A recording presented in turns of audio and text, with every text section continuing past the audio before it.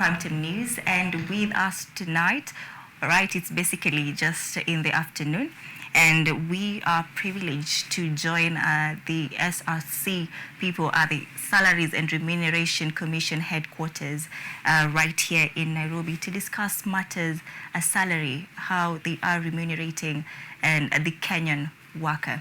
So stay tuned for that particular discussion. Thank you so much, Commissioner SOPHIE MOTURI, for making time for us this afternoon. Thank you for having me. As your mandate as the Salary and Remuneration Commission is to review and as well as, in my own understanding, is to review and advise national and county governments on how to pay its people. Last month, we witnessed a salary delay, and that is for civil servants, and as well as a delay in the disbursement of public funds to counties. What are you doing as SRC to ensure that that does not happen again? Okay, thank you, Anne. And let me first of all correct you on the mandate of SRC. The mandate of SRC is to set and on a regular basis review the salaries and remuneration and benefits of all state officers and advice on the same for county governments and the national government. As salary delays are concerned, the reasons for salary delays are out there in the public domain. They are well known. But that notwithstanding, the institutions that handle exchequer releases are in a better position to advise on the matter of whether there will be salary delays this month or not. After SRC does the setting, the reviewing, and advising, it is up to the institutions, the individual institutions, to make payments out of their budgets for emoluments, for personnel emoluments, to their staff. SRC is not involved in that process. Yes. All right. Now, salary increment, let's talk about that. Yesterday was Labor Day, and Kenyan workers were expecting at least an increase in the minimum wage. Last year, we have seen an increase by 17.6% in the last 7 years. And yesterday, Kenyan workers did not see that. And I understand that your salary structures, the new salary structures for SRC, are expected to be issued in June. Yes. Should Kenyan workers be hopeful for an increase? First, Anne, let me indicate that we have a 4-year review cycle. We review salaries every 4 years. And a review does not mean an increase. It can be a stay. So when reviews are done, you don't know where they will go. Now, for this time, we are in the 3rd remuneration review cycle since SRC was set up. We have already had 2 cycles. Now, when the 3rd cycle rolled in, COVID rolled in as well. And that meant that for the first 2 years, we had to freeze any upward increase of remuneration. And it's understandable because of the circumstances that prevailed in our country and the world over. Right now, the reviews are being done for the last 2 years of that 4-year review cycle. And advice, as you rightly say, will soon be issued. And I would want to ask that Kenyan workers wait until the information is given out officially. Okay. Yes. Now, the interview. Sorry for that. President Ruto yesterday noted that there is need to harmonize salaries to ensure equal pay for each work, and that is the public sector and the private sector. How possible is it to implement the move to have a policy change? I would want to say the following. The public sector and the private sector all work in Kenya. Decisions made on either side will affect the whole country. And therefore, the suggestion by the president yesterday that a radical remuneration policy would be instituted, I guess, was going where that the whole country has a policy that works for the entire country, not one sector alone. It is important that, and noteworthy, that an efficient remuneration and benefits system encompasses, especially what was mentioned yesterday, cost of living. SRC, as you will note as you go through our documentation, takes into account the cost of living in determining salaries and remuneration for our public officers. Now, Kenya's public officers receive salary increments, which are meant to cushion them against the loss of purchasing power over time. And these are done in 3 different ways. There is the annual notch increment that is inbuilt in the salary structures and schemes. It is also done through negotiations for CBAs. The CBA negotiators make sure that they negotiate for COLA. And then there is also the salary structures that reflect both job evaluation and market trends. Now, with all these in place, the Kenyan worker is not going in any way to be left out of, will not be in a situation where the purchasing power is eroded and the Salaries and Remuneration Commission is not well advised, and the government as a whole is, as they set up the policies that govern the whole country where remuneration and benefits are concerned, are going to ensure that the policy works for everyone. But on the side of the public sector, I have indicated to you what is likely to happen. All right, speaking about I don't know if it's your motto, but you'll correct me again on that, rewarding productivity. Do you think Kenyan workers are paid enough to undergo everything that they go through in their workplaces to reward their productivity? Some statistic that we hold indicates that Kenya ranks quite low, in the lower half amongst many countries as far as productivity is concerned. That is not good, and I think you heard the president mention it yesterday. So we have some way to go, where the Kenyan worker needs to ensure that they observe performance and productivity requirements and targets and meet their targets to ensure that we improve the efficiency of our human resource to produce more. And this will lead to a better economy. But for now, I think we have some way to go for us to be able to say that we are operating at the optimum as far as productivity and performance is concerned. What we have done, and if you look at our principles, the principles that guide pay determination, one of the principles is that SRC needs to consider productivity and performance in pay determination. Now, what we have done as a commission is to develop and launch a framework for recognizing productivity and performance in the public service.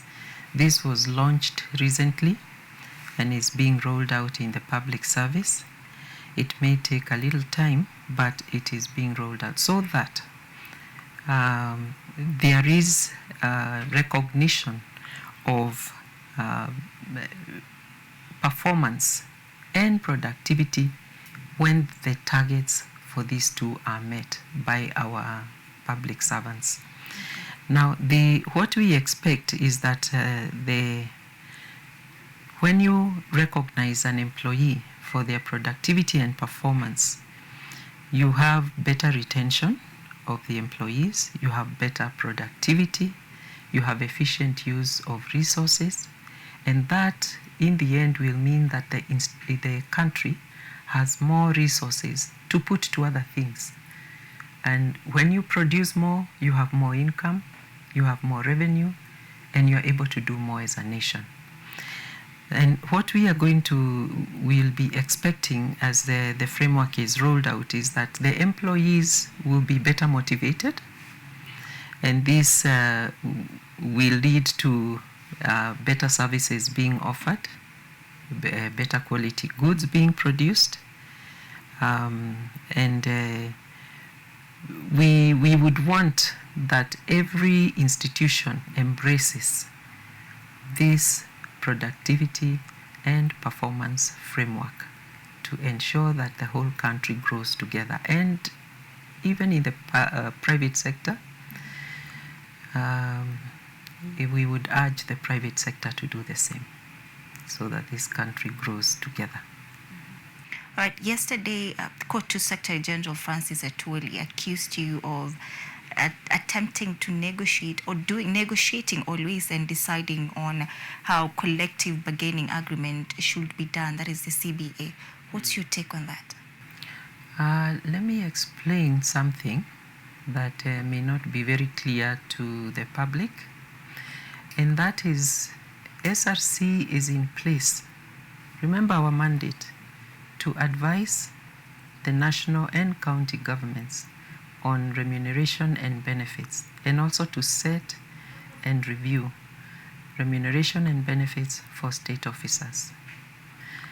Now, some of the institutions that we advise have unionized staff, and because of that, they will be negotiating there will be CBA negotiations in those institutions. SRC that is mandated to ensure that the total public wage bill is sustainable has to give its views to these institutions. They must come for advice, and they do. They come and we give them advice on how far they can negotiate because of the resources that are available and the constraints on those resources. You cannot negotiate beyond that because it will be going against the principles that we observe in pay determination. So what the institutions do, they will come to us and ask us for what we call the beacons, and we give them the beacons for negotiation as the institution mandated to ensure that we do not go beyond certain levels. The institutions will then go and negotiate, and once they have negotiated, they will come back to us so that we are sure that what they have negotiated is within those the parameters that were advised. Sometimes, unfortunately, they are beyond, and we have to indicate that they cannot go beyond. So maybe that might be where there is a lack of understanding of our role. We do not negotiate. That you need to know. We do not negotiate with the trade unions. It is the employer that negotiates. All we do is provide employer with the beacons within which they can negotiate. Talking about pay determination, you have mentioned something to do with that. How do you decide and determine pay for public officers? What do you look out for? Oh, several things, and they are laid out in Article 230 of the Constitution. There are principles that SRC has to use as a guide in setting, reviewing, advising on remuneration and benefits. And these include the need to ensure that the total public wage bill is sustainable.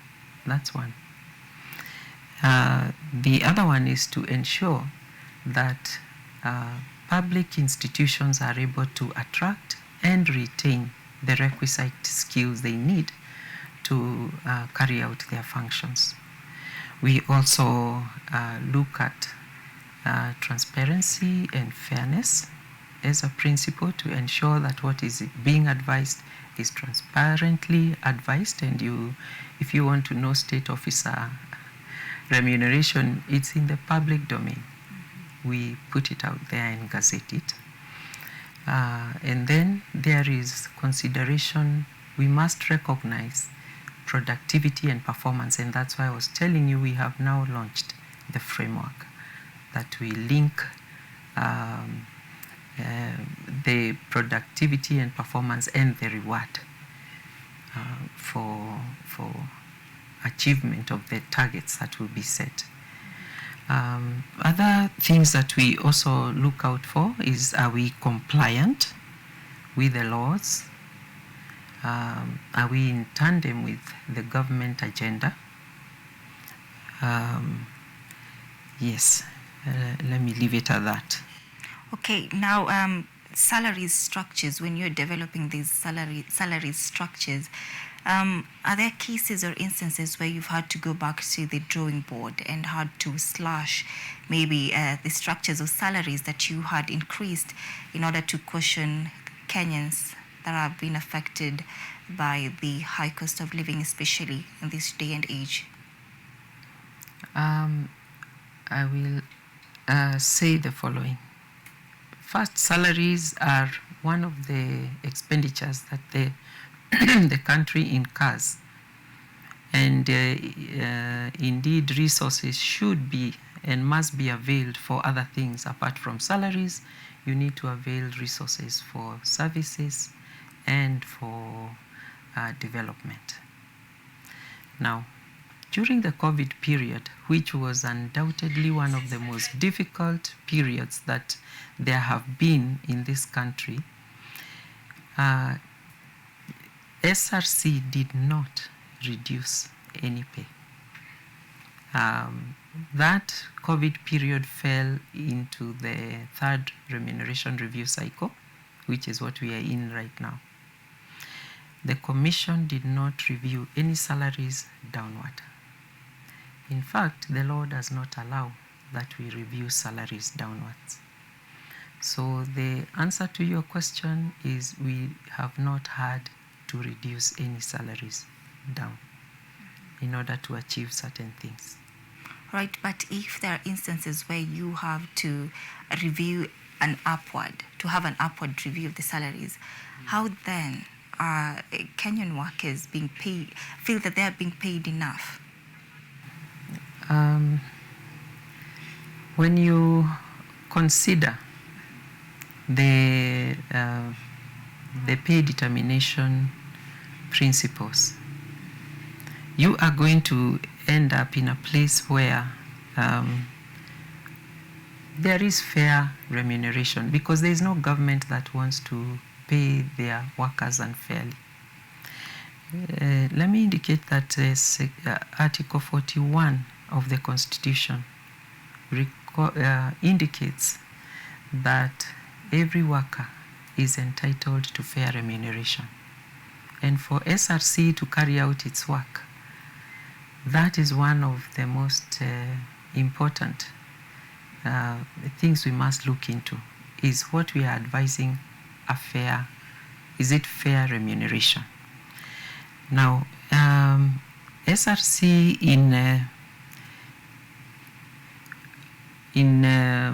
right now in developing the framework for productivity and performance is aiming at ensuring the Kenyan worker is paid well, and that those who go far and beyond in fact receive an extra incentive.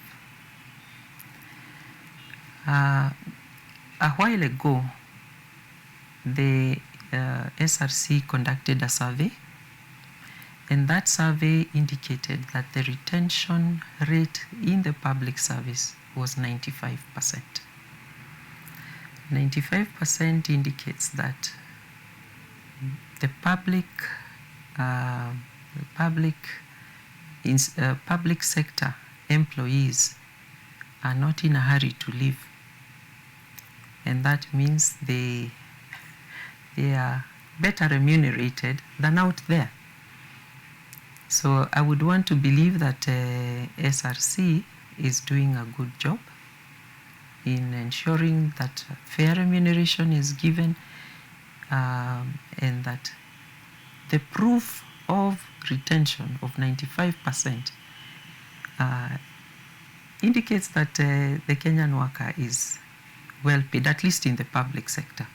Mm-hmm. Yes. Okay. Now, there is a dollar crisis at the moment. Should this, is this going to affect in any way the new structure that will be released in June by the SRC? What the dollar crisis has done is to aggravate the cost of commodities like fuel, and in turn affected the cost of production and cost of doing business, and in the end affected the what mwananchi will have left in their pocket. What happens as a SRC sets and reviews remuneration?